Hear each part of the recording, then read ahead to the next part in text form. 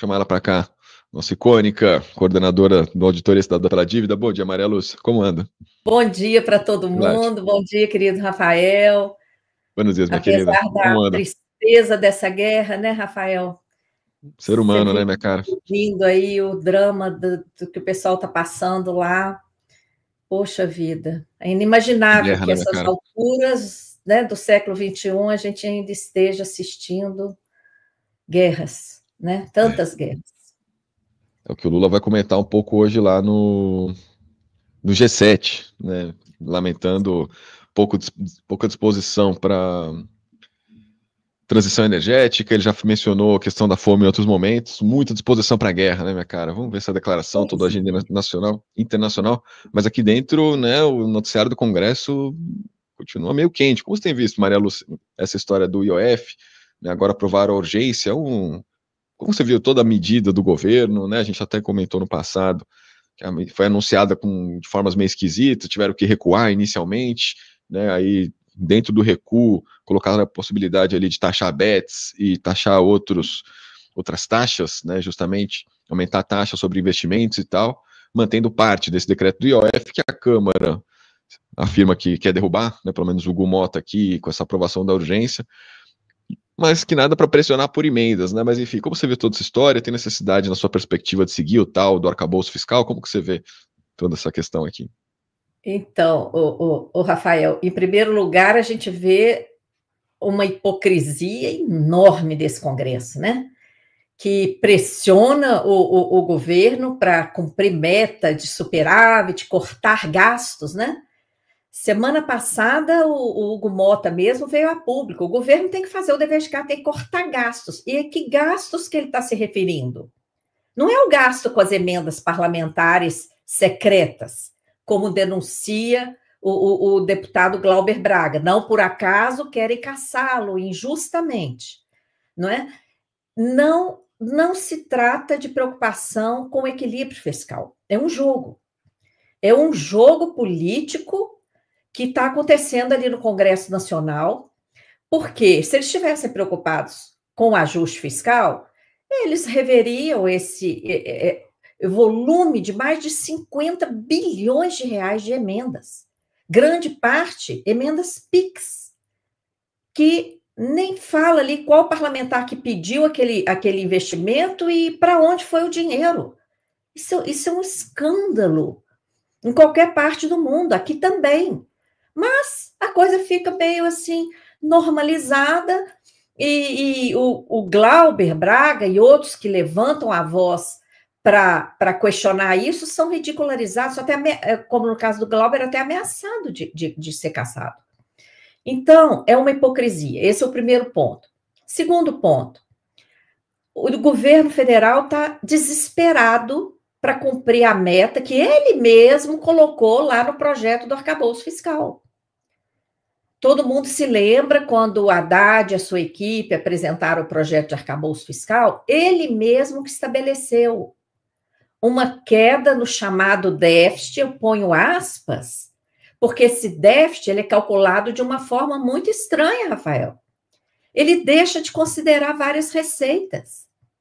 Qualquer um de nós aqui, se pegar só uma parte das nossas receitas, a conta não vai fechar, vai dar déficit. É isso que está nesse cálculo aí. Não entram no cálculo do chamado déficit primário outras receitas que nada tem a ver com emissão de título público, porque emissão de título público, pela definição, não entraria mesmo, porque não é receita primária, fica ali à parte. Agora, as outras receitas, que não tem nada a ver com emissão de título, não entram no cálculo fiscal. Então, por que não entram? Por causa do privilégio do sistema da dívida. Todo lucro de estatais, lucro de Banco Central, tudo que os estados pagam para a União de suas dívidas e várias outras receitas vão direto para a dívida. Quando a Petrobras dá aquele lucro de bilhões, que o próprio mercado fala, uma parte disso vai para o governo. Não vai, não. O que o governo federal recebe de lucro das estatais, por lei, ele tem que destinar para o pagamento da dívida. E tudo que não se executa no orçamento de qualquer área, até na saúde, na educação, o que não dá tempo de gastar durante o ano, o que sobra, fim do ano, passa o rodo e vai para a dívida. Então, olha, no cálculo do chamado déficit, não entram essas outras receitas. No âmbito da auditoria cidadã, Rafael, a gente faz a conta, usando procedimentos de auditoria, a gente olha todas as outras receitas que distintas da emissão de títulos. Quando a gente considera isso, não teria esse déficit, tá? Mas o governo federal continua seguindo a mesma receita imposta pelo FMI lá atrás, de considerar só receita tributária. Aí é uma receita só que olha, não olha as outras receitas. As receitas das privatizações, as receitas que os estados pagam, as receitas dos lucros, fica tudo direto para a dívida, não entra nesse cálculo do déficit, do resultado primário. Então, apura-se um déficit. E o governo está desesperado, porque lá no projeto do arcabouço fiscal, qual foi o compromisso que esse governo assumiu? Déficit zero em 2025. Ou seja, empatar todos os gastos com serviços públicos, saúde, educação, previdência, assistência social, todos os gastos sociais e toda a estrutura do Estado para manter o executivo, todos os órgãos, todas as instituições do poder executivo, o poder legislativo, o judiciário e o Ministério Público, todos esses gastos, por essa modalidade de cálculo de resultado primário, teriam que caber dentro do volume de arrecadação tributária. Teria que caber. E o que tem acontecido com a tributação? Ano passado nós tivemos recorde. Nós tivemos recorde de arrecadação. Esse ano não está tendo um resultado tão... o resultado está bom. A gente continua mantendo a arrecadação, inclusive batendo alguns recordes. Porém, não está superando tanto como no ano passado. Por quê? A economia está freada. No jornal de hoje, aqui em Brasília, o próprio mercado financeiro está dizendo, olha aqui, ó. O próprio mercado está dizendo, ó. Essa notícia, eu tenho aqui. Você tem ela aí, né? Ó, parece que tem divisão, né? O Itaú fala em manutenção da taxa de juros, o Banco Central está falando até mais em crescer para 15%. Diga, mas vai ser a mesma manchete, acho que né? Vários analistas do mercado já estão falando que não deve subir, tá? Por quê? Olha a leitura que está aqui no jornal. A leitura é de que a economia brasileira segue um ritmo de crescimento moderado. Eles colocam a palavra moderado aqui, mas é pífio, porque é 1%, né? Influenciada por um ambiente de crédito restrito. Então, essa taxa de juro abusiva, ela está freando a atividade econômica no Brasil, como declaradamente é o objetivo do Banco Central. Campos Neto falou, você tem que colocar a economia em crise. E diretores dessa atual diretoria também já falou em palestra lá nos Estados Unidos que a política monetária está indo bem porque a economia está freada. Então, o que acontece quando a economia dá uma freada? Arrecada menos.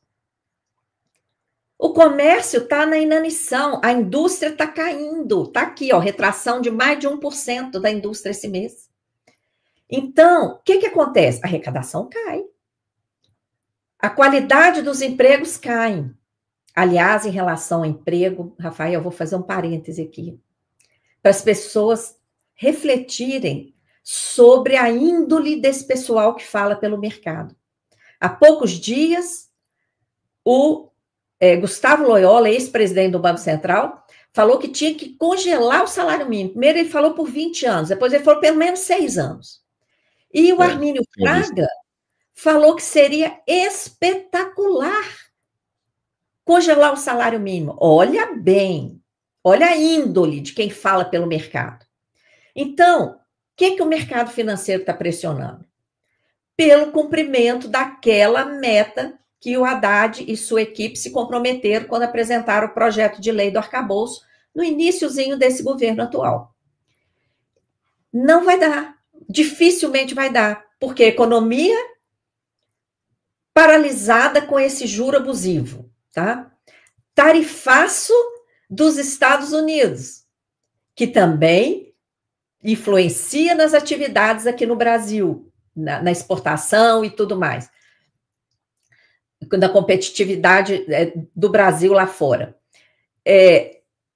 Junto com isso, não é? Toda essa questão da guerra, que já vinha, né? Esses conflitos internacionais já vinham provocando algum impacto aqui, e o Brasil continua seguindo o preço de paridade com importação para beneficiar as empresas as empresas estrangeiras que exploram a venda de gasolina e de diesel aqui dentro, no nosso mercado interno. Então, o Brasil pratica o preço de paridade com importação, não é paridade internacional, não, é paridade com importação, o custo de importação, que é o custo que essas empresas estrangeiras pagam para trazer o petróleo aqui para comercializar. Então, o petróleo subiu lá fora, o petróleo aqui dentro sobe, por conta da política de preço burra que o Pedro Parente, no governo Temer, implantou na Petrobras, e até hoje ninguém mudou. Tá? Aí, o que acontece? Sobe o preço de combustível, sobem todos os outros preços. Vem mais inflação, prejudica de novo a atividade econômica. Então, esse conjunto de coisas está deixando o governo encurralado para cumprir a tal da meta que ele mesmo se comprometeu.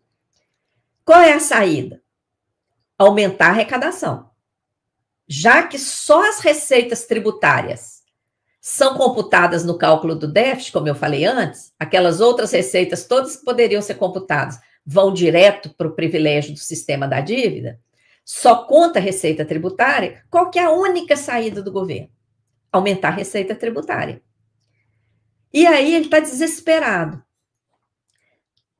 Deveria fazer o quê? Fazer um debate aberto com a população, mostrar que o Brasil é praticamente o único país do mundo que continua dando isenção de lucro distribuído. O banqueiro que recebe bilhões de lucro distribuído não paga nada. Não é? Isso aí tem que ser dito muito claramente. Está lá uma proposta de tributação pífia, junto com o projeto que dá isenção de imposto de renda até R$5.000, tem uma tributação de apenas 10%, mesmo assim, de lucros acima de um valor muito elevado. Não está certo. O trabalhador que ganha R$5.000 já está pagando praticamente a maior alíquota, de 27,5%.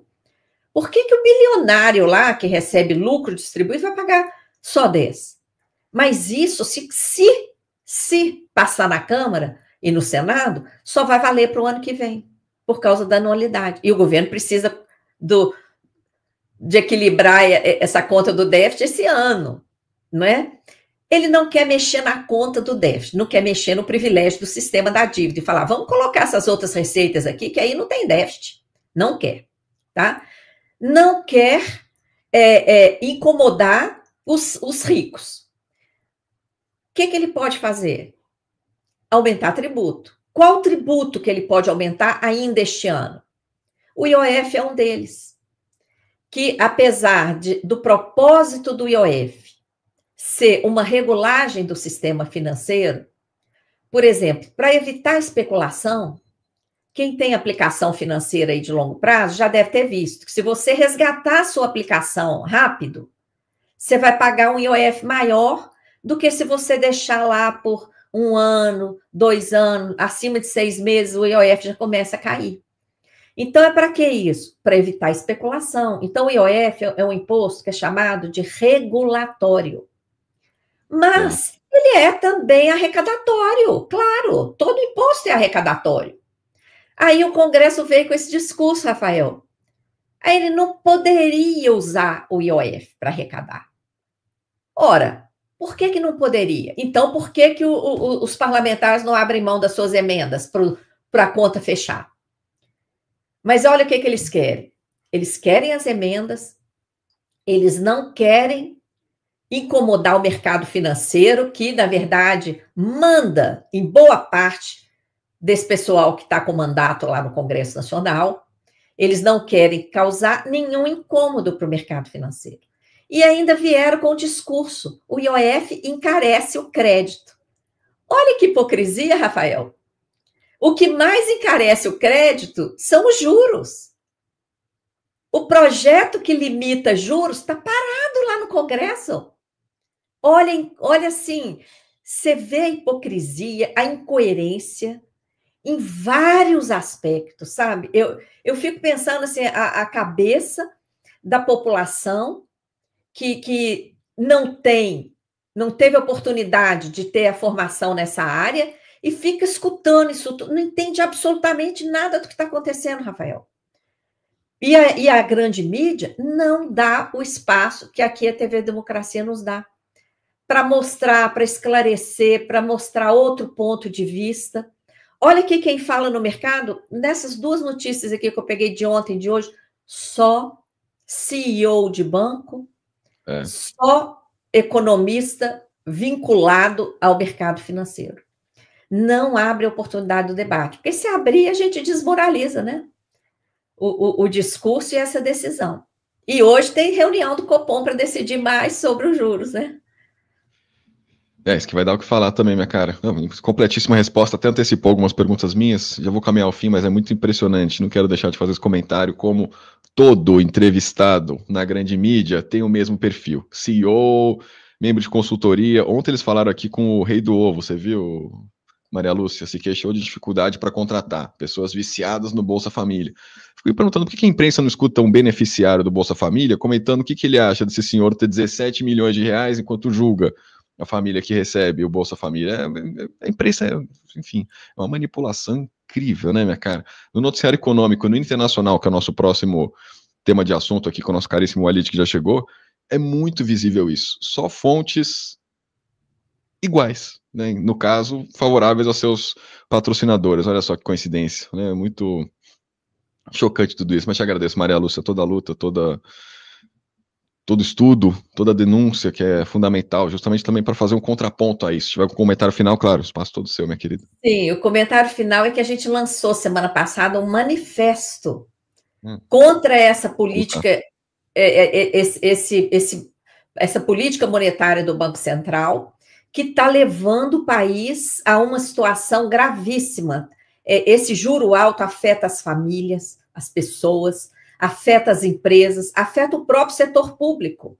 A cada 1% de aumento da Selic, são 55 bilhões a mais de juros por ano, que vai repetir todo ano, enquanto o juro não baixar.